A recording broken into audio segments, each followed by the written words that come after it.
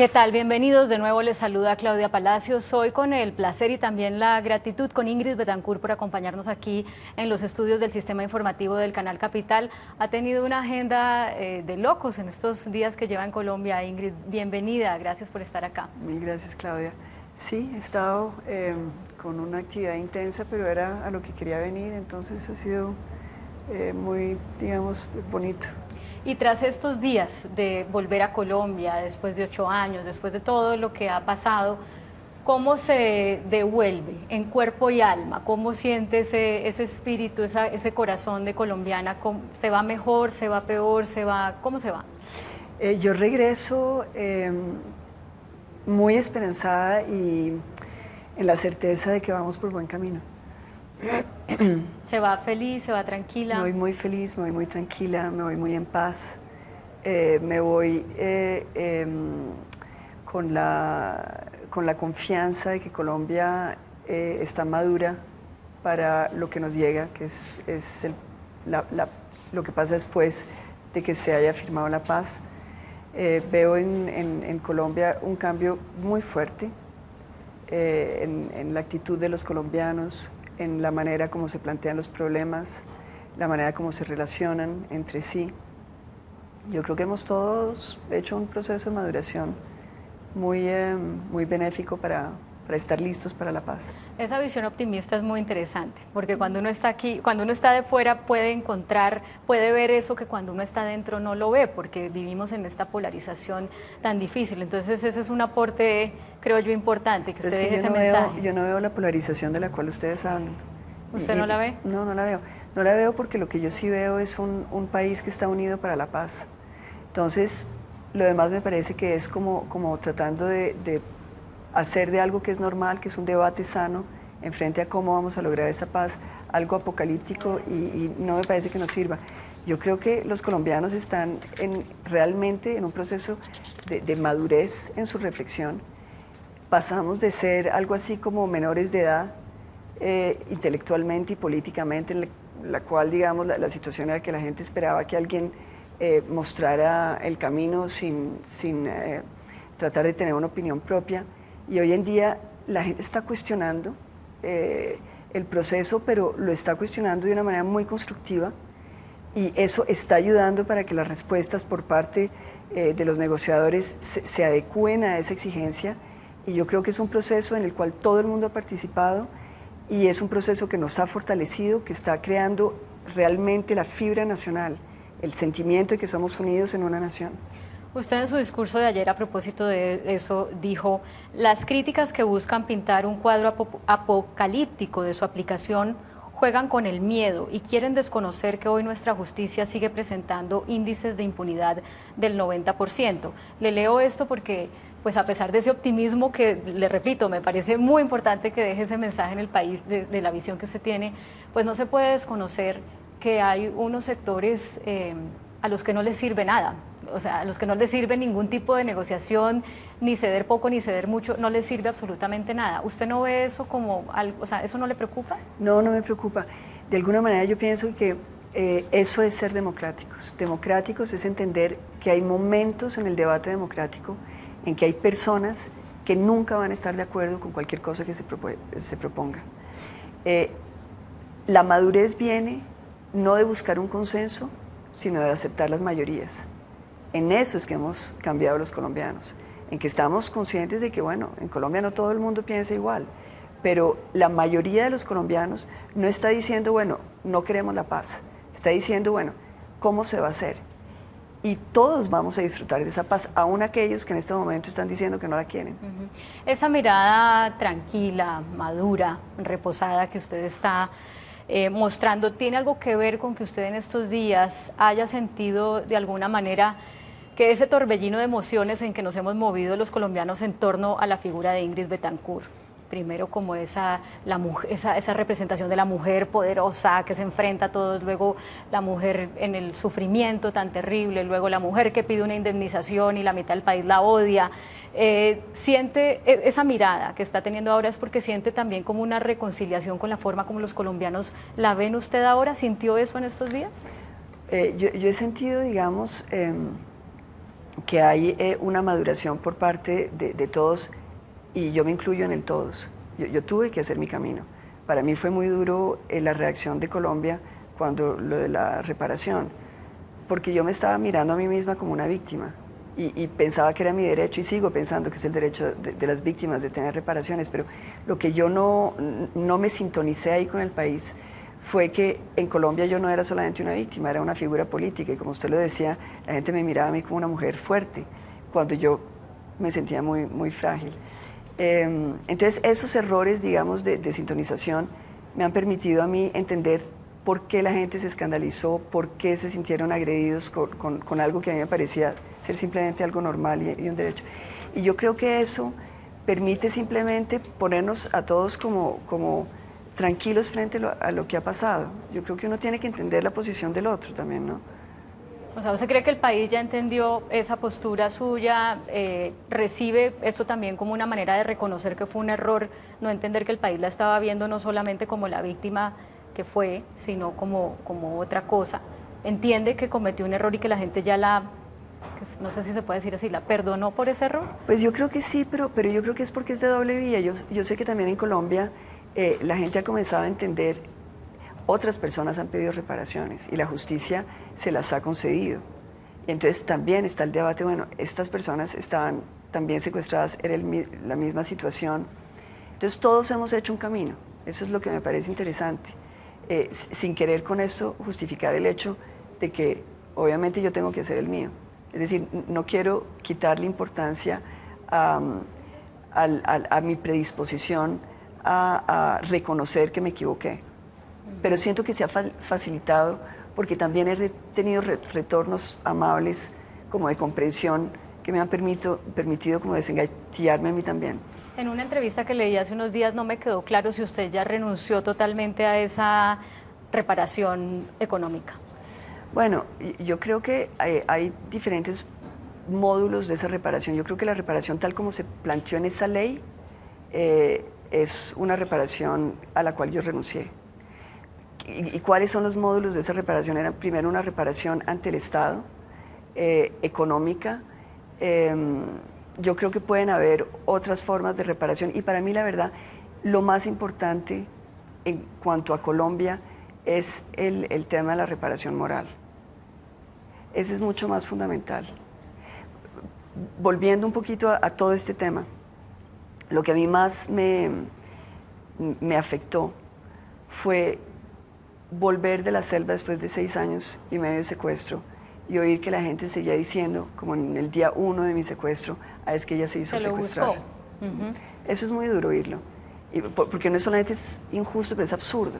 Es decir, como que la gente está frente a una verdad a la cual se agarra porque es la que le dijeron y no tiene la capacidad como de revisar la posición simplemente pues porque han pasado 6 años y medio. Entonces, eso que parecía muy real en un principio, pues con los hechos de sí mismo es absurdo. Entonces, eso me fue pero, a ver, usted en su discurso dice, página 6, acerca del tema del perdón y de la necesidad del perdón para volvernos a humanizar. Dice que el perdón es una estrategia individual de sobrevivencia y pasa primero por mirarse a uno mismo con caridad, para perdonarse por no haber sabido protegerse, por no haber sido el héroe que uno esperaba ser. Eso puede dar lugar a una interpretación que refuerce esa idea de que usted cometió una imprudencia por la cual terminó secuestrada, sin que nadie se merece un secuestro, por supuesto. Pero, ¿qué hay ahí? O sea, bueno, ¿hay el reconocimiento de un error? Sí, digamos que uno puede interpretarlo de esa manera. Para mí, cuando yo estoy hablando de uno perdonarse por no haberse protegido, estoy hablando de sucesos en la selva que fueron muy dolorosos y que uno, cuando el tiempo pasa, piensa, pero yo hubiera de pronto debido reaccionar de otra manera, pero es muy circunscrito al dolor de la selva. Ahora, si usted lo quiere leer en otro escenario, que es el de ese momento, pues la reflexión que yo me hago es, si yo hubiera querido realmente resguardarme de los riesgos, yo tenía que haber pensado que la política no era para mí. Es decir, cuando yo decido hacer política en Colombia, yo decido asumir unos riesgos, y no solamente el del secuestro. Acuérdese que nosotros en ese momento acabamos de pasar por 10 años de magnicidios. Habían matado a más de 5 candidatos a la presidencia. Y cuando yo me lanzo como candidata presidencial, soy consciente, es algo que yo hablo con mis hijos, en que es un riesgo que tomo por amor por Colombia, por sentir que era necesario ir hasta el final de esa vocación y de ese compromiso. Y eso es algo sobre lo cual que lo asumo. Ese riesgo yo lo asumí. Lo que no asumo, porque no es la verdad, es cuando se dice, ella se hizo secuestrar, o ella quiso, o nosotros le advertimos, porque ahí lo que hay es un gobierno que se quiere lavar las manos, porque tiene miedo que el hecho de haberme quitado los escoltas implique que digan, fue culpa de este gobierno. Y en esto yo quiero ser muy clara, yo no culpo al gobierno. Es decir, lo que sucedió en ese momento había sucedido muchas veces antes. A mí me quitaron muchas veces mis escoltas. Yo pasé por muchas zonas difíciles en el país. Y cada vez que se hacía, yo pensaba, bueno, obviamente es un riesgo, pero yo no puedo dejar que porque no quieren que yo vaya a un sitio, entonces me quiten los escoltas como una manera de manipular la campaña. O sea, usted volvería en este momento, si yo le pregunto, le hago la misma pregunta que le hizo alguien en la rueda de prensa después del secuestro, si le pregunto, ¿lo volvería a hacer? Usted diría, sí, lo volvería a hacer. Yo lo que le diría es que en las condiciones de información que yo tenía en ese momento, la decisión que yo tomé no fue una decisión terca. ¿Desafiante? No fue una decisión desafiante, fue el producto de un compromiso que yo tenía con mi país. El resultado fue desastroso. Entonces la respuesta es, ¿lo volvería a hacer? No es lo volvería a hacer, espero que nunca se me vuelva a presentar una situación en la cual los principios que me impulsan a actuar me conlleven a asumir riesgos que no quiero asumir. Entonces, de pronto, hoy en día, en ese contexto, de pronto no sería no ir al Caguán, sino de pronto sería no hacer política. Con el expresidente Pastrana, ¿usted se ha encontrado para hablar de esto? Así como ayer se dio un abrazo con Clara Rojas y me imagino que ha tenido otras oportunidades de reconciliación. ¿Cuáles le faltan? Oyéndola me imagino que una de esas es con el expresidente Pastrana. Sí, pero el presidente Pastrana, ¿qué puedo yo decir? Políticamente yo entiendo lo que sucedió. Yo entiendo que hubo un momento de pánico. El secuestro fue algo que nos tomó obviamente a todos por sorpresa.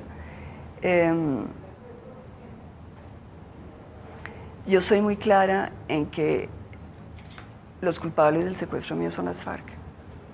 Entonces, no quiero atizar más esto. Lo único que quiero es que se oiga mi voz en cuanto a lo que sucedió.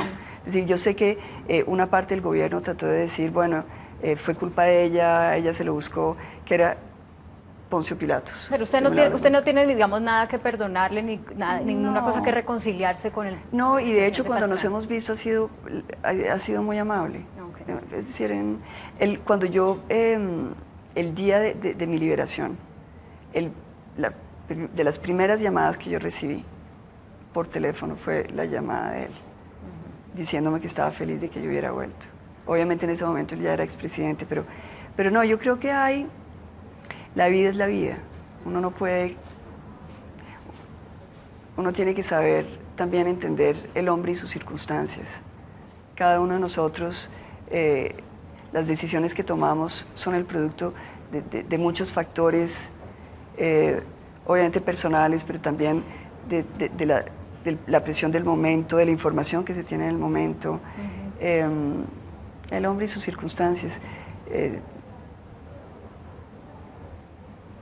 Yo no tengo problema en ese sentido. Ingrid, usted dijo, le leí unas declaraciones en las que dijo que Dios ya hizo justicia por mí porque sus captores están muertos o presos o en fin.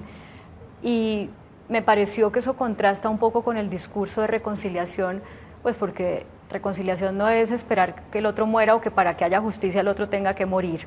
Sí, ¿Cómo se concilian esos dos pensamientos que usted ha entregado en estos días? Tiene toda la razón. Yo también cuando releí las palabras sentí que se habían puesto en un contexto en que no era realmente lo que yo quería decir. Lo dije, no quiero decir que no lo dije, pero lo dije pensando en que pues realmente para mí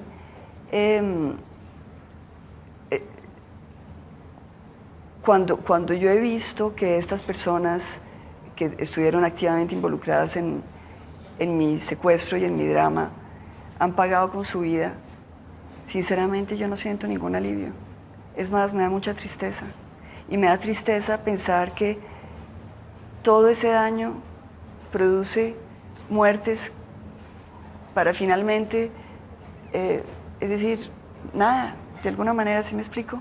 Es decir, es como lo absurdo de esta guerra en la cual hemos estado todos. Y el punto era, más allá de decir que Dios hizo justicia para mí, era decir que esa justicia, pues, que es extrema, que es la muerte, no me produce a mí ni satisfacción ni alivio. Lo que sí me va a producir satisfacción y alivio es la reconciliación, es ver a los que quedan vivos de esos comandantes de las FARC entrando a Colombia de manera con un ánimo de reconciliación y de paz, y que podamos acogerlos a la familia colombiana. Eso a mí sí me da satisfacción y alivio. ¿Usted se piensa reunir con las FARC en La Habana antes o después de la firma del acuerdo? ¿Tiene algún plan para eso, o al menos un deseo, una ilusión, una propuesta? Pues no tengo ningún plan,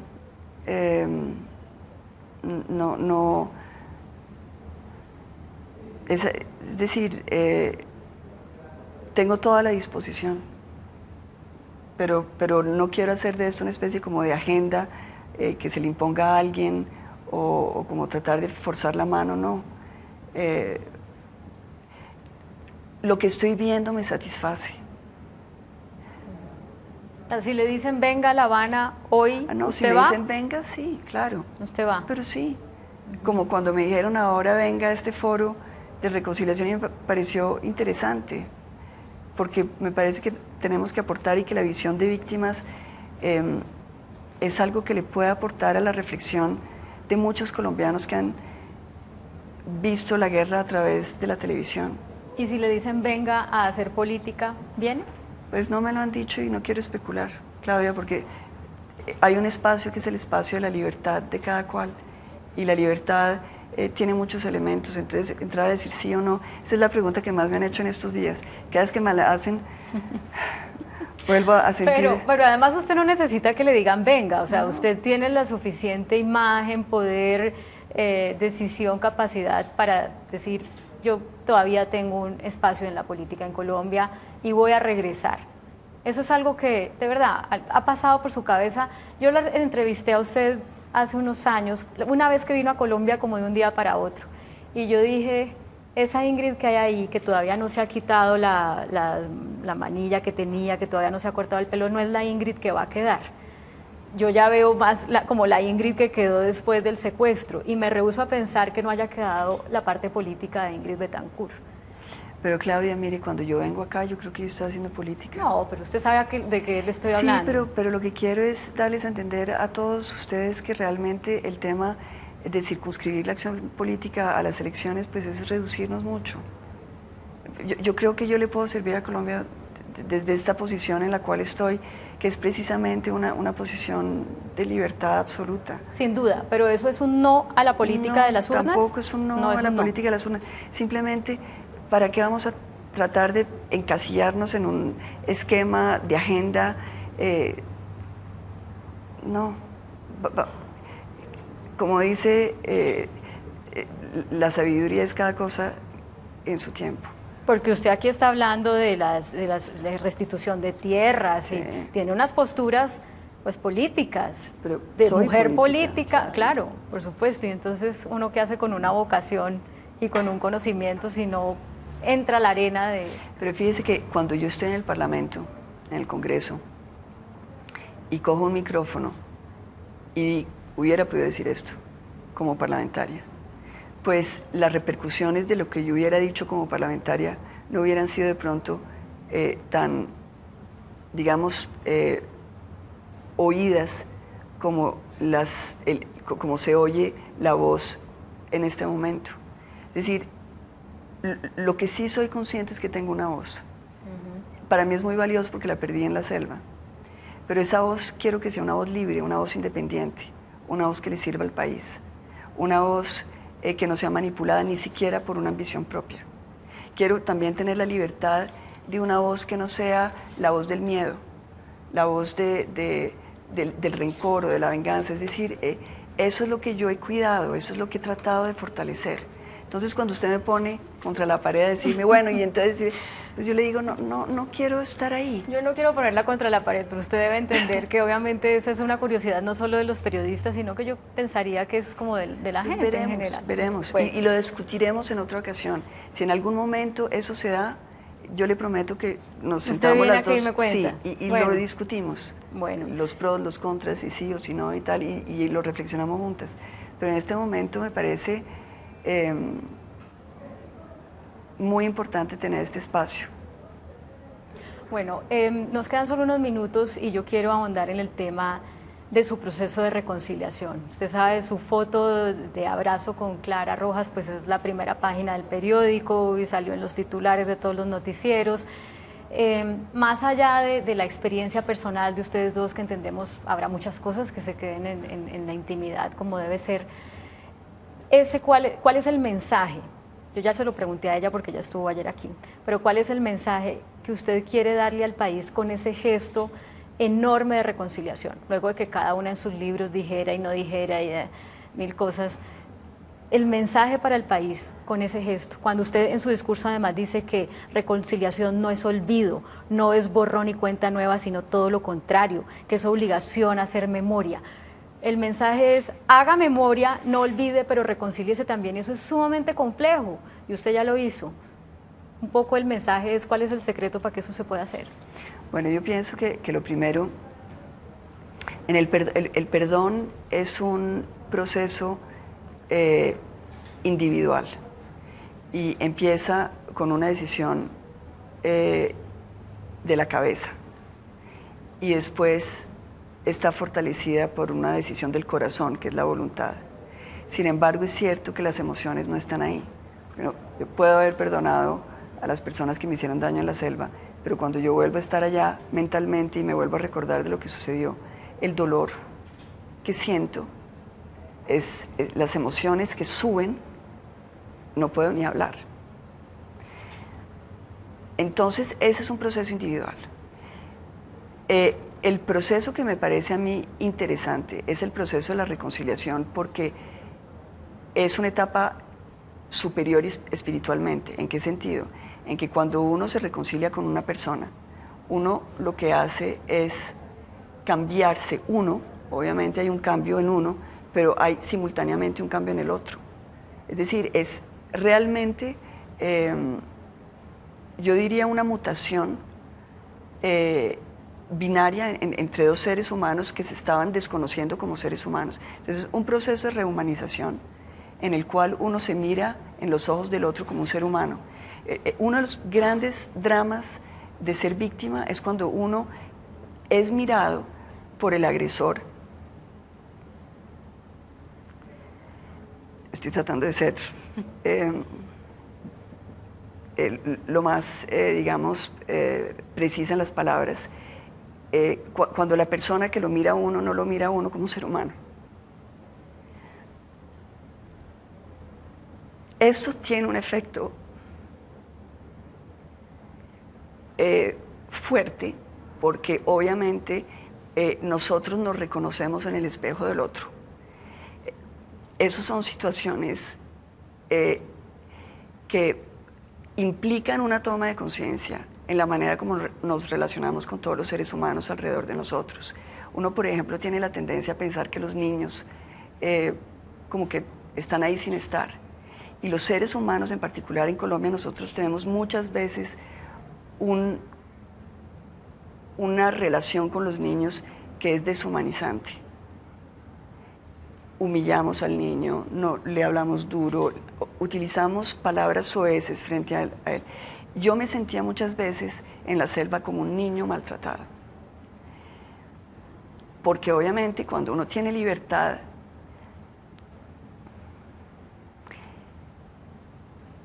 y uno tiene la fuerza de la edad madura,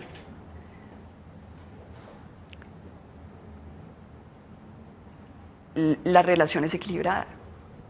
Entonces uno puede reaccionar y puede defenderse de una manera en la cual uno se protege. Cuando uno está en una situación de vulnerabilidad como la que puede ser la de un secuestro, en la lucha es porque esa mirada del otro no le daña a uno la mirada que uno tiene sobre uno mismo. Porque el día en que uno piensa que uno es un objeto, porque le están quitando el nombre de uno, porque le están tratando mal, porque lo están encadenando, pues uno pierde su identidad. Es en ese sentido que a mí me parece que la reconciliación es extraordinaria, porque el hecho de ver al otro y ser mirado por el otro desde una perspectiva de humanidad repara, psicológicamente repara, socialmente repara, y es lo que yo estoy segura que nos va a permitir sanear muchos de los comportamientos violentos que tenemos en el país. Entonces, es en ese sentido que la reconciliación a mí me parece importante. No es desde el punto de vista, digamos, de la farándula o de la telenovela que arman en torno a que si dijo o no dijo, si escribió o no escribió, porque ese no es el tema. A mí, sinceramente, me ha impactado que Colombia haya retenido de este foro la reconciliación, entre comillas, entre Clara y yo. Porque Clara y yo, es decir, no había necesidad de reconciliación porque hemos estado siempre muy atentas la una a la otra. A mí me parece que es algo como cosmético y como artificial.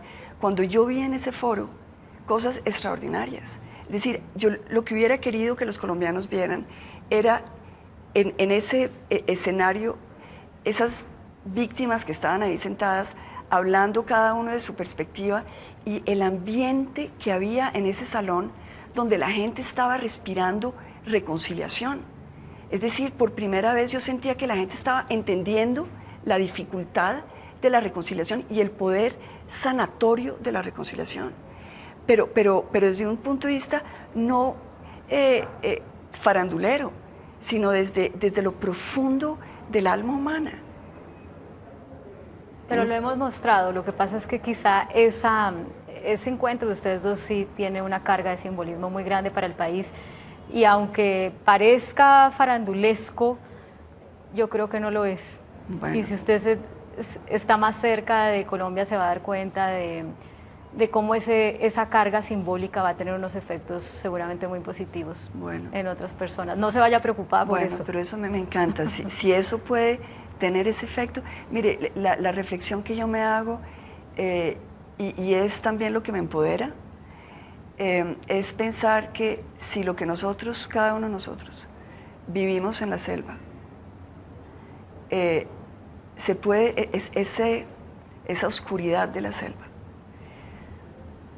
se puede transformar en luz para Colombia, entonces, como dice el poeta, bien vivido lo vivido, bien sufrido lo sufrido. Ingrid, habría muchas cosas más que conversar, yo le agradezco estos minutos, voy a estar muy atenta del pedacito en que me dijo que aquí volverá bueno, cuando tome una decisión en el sentido político y nada, le agradezco, buen viaje de regreso. Gracias, Clara. Bueno, a ustedes también, muchas gracias por acompañarnos.